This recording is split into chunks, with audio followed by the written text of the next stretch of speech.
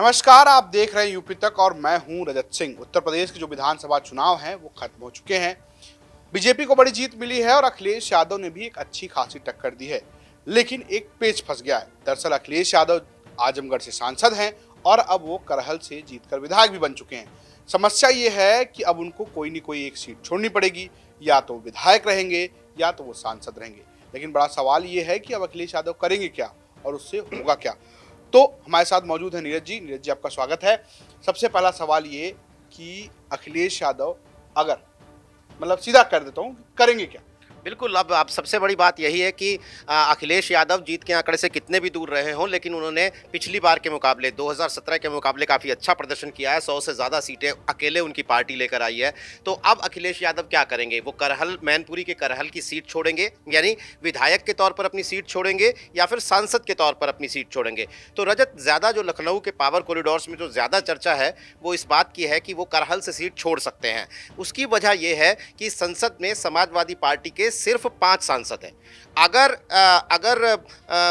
अगर अपनी सांसदी, अगर अपनी वो सीट अखिलेश यादव छोड़ते हैं तो फिर आजम खान को भी छोड़नी पड़ेगी। मतलब एक पार्टी को एक पैटर्न के तौर पर दिखाना पड़ेगा, क्योंकि आजम खान भी जो है वो रामपुर से एमएलए का चुनाव भी जीते हैं और वो पहले से सांसद हैं। यानी अगर वो अपने एमएलए की सीट बचाने के लिए पार्लियामेंट की सीट छोड़ते हैं तो संसद के अंदर समाजवादी पार्टी लोकसभा के अंदर सीधे 5 से घटकर 3 पर आ जाएगी। और फिर 2024 के लोकसभा चुनावों के लिए अगर ये कहें कि हम पार्लियामेंट के अंदर अपनी एक आवाज़ उठानी होती है, तो ये दोनों जो मुखर सांसद हैं समाजवादी पार्टी के, वो संसद के अंदर से निकल जाएंगे। कुछ लोगों का ये भी मानना है कि उपचुनावों में ये डर भी, पार्टी को ये डर भी हो सकता है भाई फिर सांसद का उपचुनाव होगा तो उपचुनाव में क्या होगा। हालांकि दोनों ही जगह पर, रामपुर में भी और आजमगढ़ में भी मजबूत स्थिति में है समाजवादी पार्टी। अभी इस चुनाव में भी उन्होंने आजमगढ़ की सभी 10 सीटें जीती हैं, तो उपचुनाव भी हो सकता है वो जीत जाए। लेकिन महज 5 सांसदों की पार्टी पार्लियामेंट के अंदर, लोकसभा के अंदर, और उसके 2 सबसे चर्चित चेहरे अगर वहां से निकल जाएंगे तो ये लगभग तय है कि फिर लोकसभा चुनाव 2024 तक संसद के अंदर ना कोई चेहरा, ना कोई आवाज़ समाजवादी पार्टी की बचेगी। पहली बात ये। अब दूसरी बात आती है कि अगर, चलिए ये बात तो हुई 2024 के चुनावों के लिए, लेकिन करहल पे क्यों रहना चाहिए अखिलेश यादव को? खास तौर पे आजम खान आजम खान छोड़ें या रखें, वो बात की बात है। लेकिन दूसरा सवाल ये है कि क्या करहल ही रखनी चाहिए अपने पास, करहल सीट, एमएलए मतलब विधायक रहना चाहिए अब अखिलेश यादव को? अखिलेश यादव अगर करहल सीट को छोड़ देंगे, उनके सामने ये द्वंद्व भी होगा। एक लॉजिक है कि पार्लियामेंट सीट बचाएं, करहल छोड़ें, लेकिन करहल छोड़ने के लिए उन्हें एक बहुत बड़े, मुझे लगता है कि बहुत बड़े माथापच्ची का सामना करना पड़ेगा। उसकी वजह यह है कि जैसे ही करहल सीट छोड़ेंगे अखिलेश यादव, बीजेपी के पास ये कहने का मौका हो जाएगा कि भाई ये तो अखिलेश यादव के ऊपर तो भरोसा वोटर को करना ही नहीं चाहिए, क्योंकि ये या तो ये सीएम बनेंगे वरना ये आपको छोड़कर भाग जाएंगे, ये आपके बीच ही नहीं रहने वाले हैं।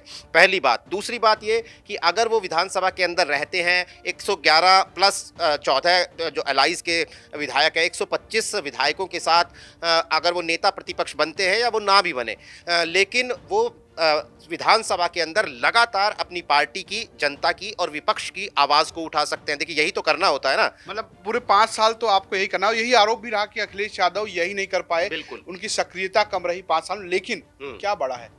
लोकसभा बड़ा है अखिलेश यादव के लिए, 2024 का चुनाव बड़ा है, या फिर वो 2027 को देखेंगे? क्योंकि मुख्य मकसद क्या, वो प्रधानमंत्री बनने का ख्वाब तो नहीं देख रहे होंगे मेरे हिसाब से। बिल्कुल, इसीलिए मुझे भी ये लगता है कि अखिलेश यादव फौरी फायदा भले ही पार्लियामेंट की सीट बचाने में देख रहे हो, लेकिन उनकी लॉन्ग टर्म पॉलिटिक्स के लिए जो है वो करहल सीट पे बने रहना और फिर विधानसभा के अंदर अगले 5 साल तक एक मजबूत और मुखर विपक्ष की भूमिका निभाना अखिलेश यादव की पॉलिटिक्स को ज्यादा सूट करेगा। अब तीसरी बात यह कि अखिलेश यादव को जानने वाले अंदाजा क्या लगा रहे हैं? अखिलेश यादव पर आरोप यही लगता है कि वो फुल टाइम पॉलिटिक्स कर ही नहीं रहे हैं। वो अभी लेजी पॉलिटिक्स की बात कर रहे हैं। इस चुनावों में भी जैसा जो एक बाय डिफॉल्ट वो बीजेपी विरोधी वोटरों के सेंटर बन गए थे। तो अगर उन्होंने और जोर लगाया होता, 2 साल पहले से कोरोना के वक्त वो समाजवादी पार्टी कार्यकर्ताओं के साथ सड़कों पर उतरी होती, बेरोजगारों को जब लाठियां पड़ रही थी, वहां समाजवादी पार्टी के कार्यकर्ता दिखाई दिए होते, अखिलेश यादव मुखर रहे होते, तो शायद इस चुनाव में जिस तरीके से परिस्थितियां बनी थी वो अखिलेश यादव को और फायदा दिला सकती थी। लेकिन अखिलेश यादव को जानने वाले यही कहते हैं कि अखिलेश यादव शायद ये मुश्किल पॉलिटिक्स का रास्ता नहीं चुनेंगे, वो एक आराम परस्त पॉलिटिक्स का रास्ता चुनेंगे और पार्लियामेंट की सीट अपनी बचाएंगे और फिर 2024 के चुनाव के बाद फिर वो यूपी के ऊपर फोकस करेंगे, ऐसा फिलहाल माना जा रहा है। तो ये बात जो नीरज जी कह रहे हैं, ये बड़ा सवाल यही है अभी कि क्या अखिलेश यादव करहल छोड़ेंगे, और अगर करहल छोड़ेंगे तो इसका क्या नुकसान होगा, और अगर वो आजमगढ़ छोड़ेंगे तो क्या नुकसान होगा, ये आपको भी बताना है। तो कमेंट कीजिए और बताइए कि अखिलेश यादव को क्या करना चाहिए, और देखते रहिए यूपी तक, क्योंकि अभी भैया चुनाव खत्म हुए हैं, उसके विश्लेषण खत्म नहीं हुए हैं, पॉलिटिक्स खत्म नहीं हुई है, चुनाव खत्म हुए हैं, राजनीति खत्म नहीं हुई है। अभी तो जब तक शपथ ग्रहण समारोह होगा, कौन मंत्री बनेगा, कौन संतरी बनेगा, कौन उप मुख्यमंत्री बनेगा, ये तमाम सवाल हैं जो आपके जहन में चल रहे हैं और उनके जवाब लेकर हम आएंगे। तो बिल्कुल देखते रहिए यूपी तक। नीरज जी शुक्रिया, नमस्कार।